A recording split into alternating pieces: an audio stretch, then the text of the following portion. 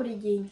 Сегодняшняя наша тема – военный коммунизм. Военный коммунизм – это политика, проводимая большевиками в период гражданской войны. Необходимость защиты страны от внутренних и внешних врагов, защита и окончательное учреждение власти Советов, выход страны из экономического кризиса стали причиной принятия политики военного коммунизма. Его особенностями являются централизация управления экономикой, системы Высшего Совета народного хозяйства, главков коммунизма, национализация, запрет наемного труда и аренды земли, запрещение частной торговли, отмена денег, продовольственная диктатура, создание на селе комитетов бедноты, попытка введения коллективных хозяйств и милитаризация труда.